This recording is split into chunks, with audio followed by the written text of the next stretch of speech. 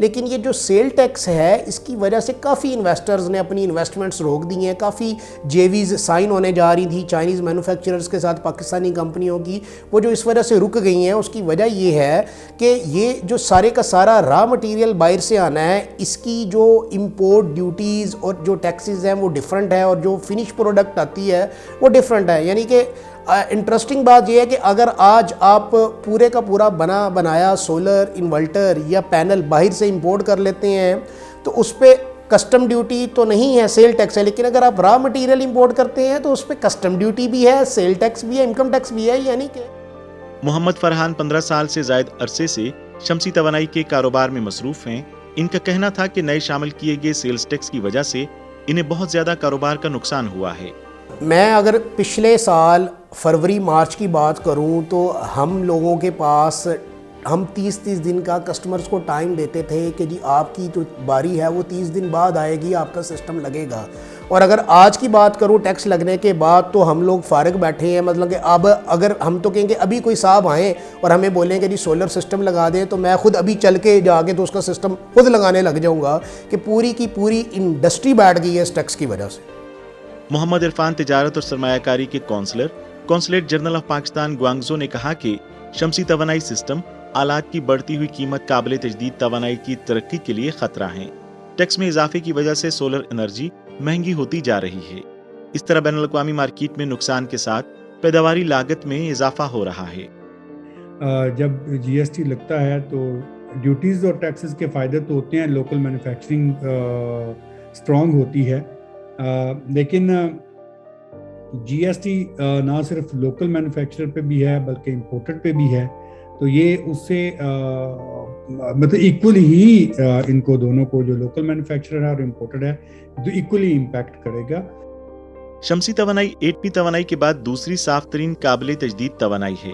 پوری دنیا کی ترقی یافتہ معیشتیں شمسی توانائی کی صنعت کی حوصلہ افزائی اور معاونت کے لیے پالیسیاں تشکیل دے رہی ہیں.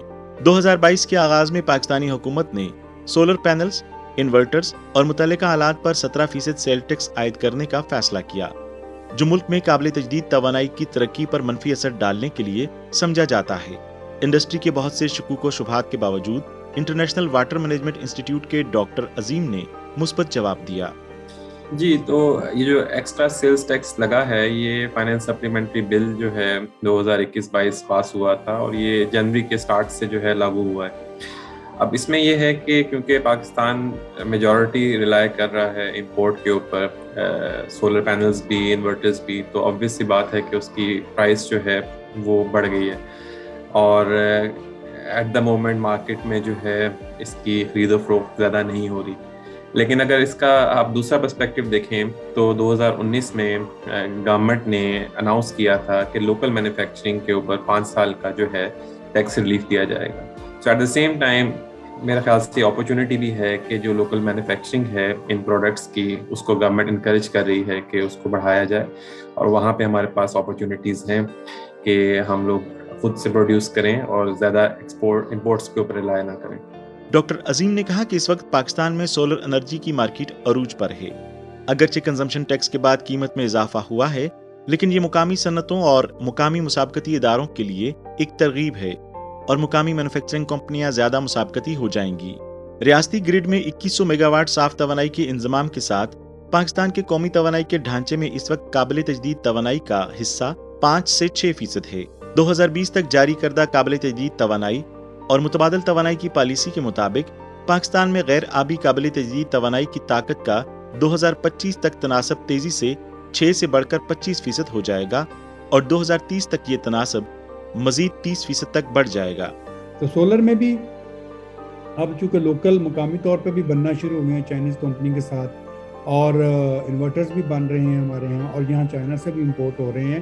تو اوورآل میں سمجھتا ہوں کہ اس میں مزید تعاون کی گنجائش موجود ہے، اور میں یہ سمجھتا ہوں کہ ہمیں اس میں یہ چونکہ ماحول دوست ہے اور چائنا کی انٹرنیشنل کمٹمنٹس بھی ہیں اور پاکستان بھی ہیں کہ ہم کاربن ایمیشنز کو جو ہے وہ نیئر فیوچر میں کم سے کم کریں گے، تاکہ جو ہے وہ انوائرمنٹ کا جو کلائمیٹ چینج ہو رہا ہے اس میں ہم اپنا جو بھی رول ہے وہ پازیٹیولی پلے کر سکیں. در حقیقت ہم پر ماحولیاتی مسائل کے حل کے لیے بہت زیادہ دباؤ تھا، لیکن ہم نے جتنی تیزی سے ان مسائل پر قابو پایا وہ بین الاقوامی توقعات سے کہیں زیادہ ہے۔ کیسے؟ ہم نے پسماندگی کو فوائد میں بدل دیا۔ ہم نے نئی ٹیکنالوجیز بشمول درآمد شدہ ٹیکنالوجیز اور ہماری اپنی ٹیکنالوجیز کا استعمال کر کے ان مسائل کو تیزی سے حل کیا۔ پاکستان کو بھی ان مسائل کا سامنا کرنا پڑے گا، اور اس میں سب سے اہم بات یہ ہے کہ نئی ٹیکنالوجیز کا بہتر استعمال کیسے کیا جائے۔ معیشت کو ترقی دینے کے لیے قربانیاں ناگزیر ہیں، لیکن یہ ممکنہ حد تک کم ہونی چاہیے۔ اس لیے صاف توانائی کے منصوبوں میں اس طرح کے تعاون کا مطالبہ اور بھی زیادہ ہو سکتا ہے۔ یہ ایک ایسا شعبہ ہے جس میں چین اور پاکستان کے درمیان تعاون کی بڑی صلاحیت ہے، کیونکہ اس سلسلے میں چین بہت زیادہ تجربہ، ٹیکنالوجی اور سرمایہ رکھتا ہے۔ مثال کے طور پر حال ہی میں تجویز کردہ green belt and road initiative اس کی اہمیت کو ظاہر کرتا ہے۔ پاکستان کے توانائی کے شعبے کو صاف توانائی میں تبدیل کرنے اور اس کے توانائی کے ڈھانچے کو بہتر بنانے کے لیے چین اور پاکستان کے درمیان تعاون کی بہت گنجائش ہے۔